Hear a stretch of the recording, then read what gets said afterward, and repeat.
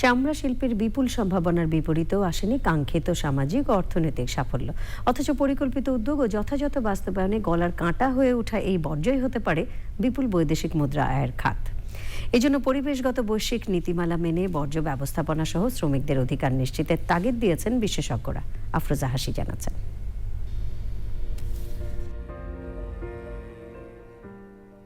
আট যুগের পথ চলায় আর্থসামাজিক অগ্রগতিতে ভূমিকা রাখার বিপরীতে দূষণ বাড়িয়েছে চামড়া শিল্প।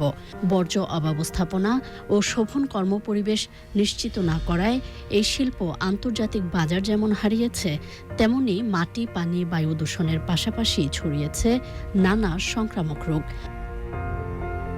এমন বাস্তবতায় রাজধানীর চ্যানেল আইতে চামড়া শিল্পের পরিবেশগত প্রভাব ও অধিকার বিষয়ক আলোচনায় শিল্পের বিকাশে প্রতিবন্ধকতা ও সংকট উত্তরণে করণীয় বিষয়ে নানা পরামর্শ তুলে ধরেন বক্তারা। সমস্ত সমাধান অবশ্যই রাষ্ট্র নিবে, রাষ্ট্র নেওয়া উচিত। এরা সংসদ নিবে, মাননীয় প্রধানমন্ত্রী নিবে, মাননীয় মন্ত্রী নিবে। শুধু সঠিকভাবে যদি আপনারা সেটার উপস্থাপন করতে পারেন। সামগ্রিক শিল্পটাকে সাস্টেইন করতে হবে এবং সবাইকে সম্পৃক্ত করে সাস্টেইন করতে হবে, যেন সবাই যেন ফলটা পায়। Social and environment compliance are not two different coins. They are two sides of the same coin, and environment compliance affects people and social compliance affects environment.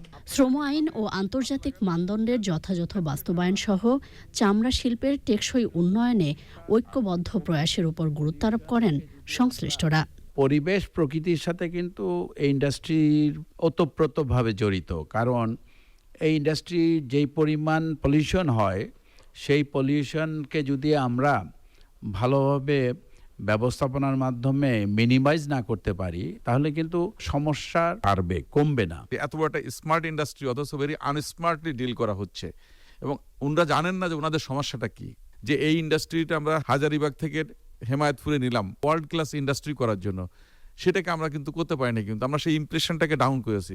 পরিবেশ বান্ধব কর্মপরিবেশ, যথাযথ বর্জ্য ব্যবস্থাপনা ও শ্রমিকদের অধিকার নিশ্চিতে লেদার ওয়ার্কিং গ্রুপ সহ আন্তর্জাতিক সংস্থার সনদ পাবে দেশের চামড়া শিল্প, বলছেন বিশেষজ্ঞরা।